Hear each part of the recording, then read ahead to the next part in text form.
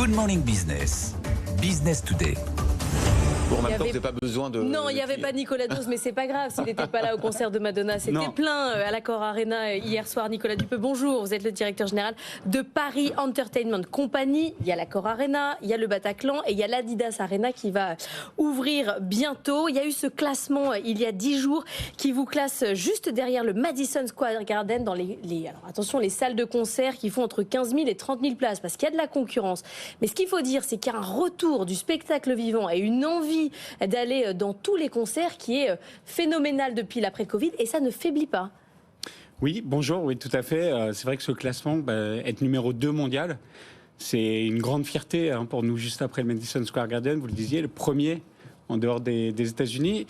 Ça vient, je dirais, célébrer d'abord 40 ans, on a 40 ans l'année prochaine, 40 ans d'expérience, 40 ans de savoir-faire et en même temps une salle rénovée depuis maintenant 9 ans. Et puis une relance qui a été très très forte post-Covid, une envie de communion entre des artistes et leur public, une envie de passer des bons moments. Je crois que ça a beaucoup manqué pendant cette période Covid et on a vu que notre activité est repartie très très fortement depuis maintenant 1 an et demi, 2 ans. Il y a aussi un basculement du business model des artistes, puisque maintenant, évidemment, les ventes de disques rapportent beaucoup moins. Il y a le streaming, mais bon, c'est du forfait. En revanche, les places de concert, le prix a vraiment explosé. Et vous avez raison, les gens, le public, ont envie de voir les artistes qu'ils écoutent en streaming dans les salles de concert. C'est arrivé au bon moment pour vous quand même, cette remontada incroyable du spectacle vivant. Alors, je ne sais pas si on peut parler de bons moments, parce qu'on a quand même vécu des moments extrêmement difficiles. Sauf que là, avec la réouverture... néanmoins, c'est vrai que vous l'avez dit, le modèle économique des artistes a radicalement changé depuis maintenant quelques années. La partie spectacle vivant prend vraiment le pas. On a aussi les coûts qui ont beaucoup augmenté, qui expliquent aussi l'augmentation des coûts des billets. Néanmoins, je crois que c'est vraiment ce qu'on remarque, c'est l'appétence des publics à vouloir se retrouver, à vouloir partager des moments d'émotion, à vouloir vivre ces instants, en fait, un peu de liberté.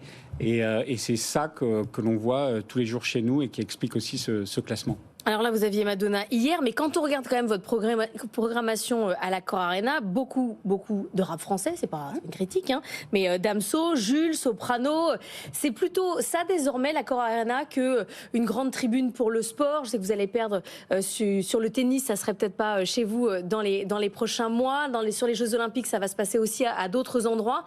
C'est ça désormais l'Accor Arena, c'est du rap. Non, je crois qu'on ne peut pas dire ça. On a les légendes, on sort quand même de 4 concerts de Madonna, qui était le concert, je crois, de l'année, tout le monde le dit.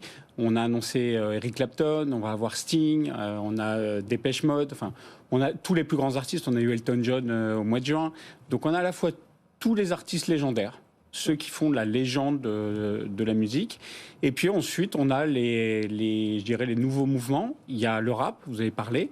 Beaucoup d'artistes français, c'est aussi un moyen de mettre en avant les artistes français. Et puis d'autres courants, on a le latino aussi. Et après, on a les événements sportifs, on a aussi l'e-sport. Finalement, c'est une grande diversité. On parle beaucoup du rap, surtout parce que en fait, c'est les mises en forme qui sont extrêmement rapides. Le phénomène, vous avez des artistes qu'on ne connaissait pas forcément il y a 3-4 ans. Ils émergent, pas qui émergent et qui tout de suite remplissent l'Accor Arena. C'est plus ça qu'on voit. Après... Le mix de notre programmation est assez fort et on reste l'aréna de la légende en France et en Europe. Pour les JO, qu'est-ce que vous allez accueillir ?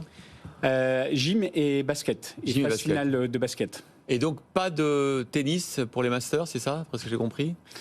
Alors c'est pas tout à fait ça, c'est-à-dire que la Fédération française de tennis est obligée de faire évoluer le Masters 1000 du fait des contraintes de l'ATP. On a été consulté ainsi que d'autres. Ce qui n'est pas vrai, c'est qu'on nous dit qu'on n'a pas de projet, mais on a un projet pour 2025 qui répond à ces normes-là. Et donc la fédération, aujourd'hui, nous dit continuer de regarder les dossiers. Donc on attend ardemment leur réponse. En tout cas, 2024, on aura encore le Rolex Paris Masters. Les JO, ça va surtout se passer aussi à l'Adidas Arena, qui est le seul complexe qui est fabriqué en plus pour les Jeux Olympiques de toutes pièces. Là, il y aura le badminton, la para-haltérophilie. C'est pas facile à dire. Ça sera prêt quand, ça ? Alors, premier événement, 11 février 2024. Donc c'est demain Ouais. matin. On ouvre le 11 février 2024. On aura une trentaine d'événements avant les Jeux Olympiques. C'est le seul équipement construit dans Paris Intramuros pour les Jeux Olympiques Paralympiques. Ça sera où d'ailleurs? Ça sera Porte de la Chapelle. D'accord. On est vraiment à l'angle sud-est, sous le périphérique de la Porte de la Et là, Chapelle. c'est la fin, on met les ampoules, quoi. C'est presque prêt. Oui, alors c'est Presque les 2 ça. derniers mois dans la construction, c'est malheureusement un peu plus complexe. Néanmoins, voilà, on est vraiment dans la dernière ligne droite et ça va nous permettre aussi d'avoir une complémentarité. C'est-à-dire qu'à l'Accor Arena, on fait de 9 à 20 000 personnes et là, on va faire de 3 000 à 9 000.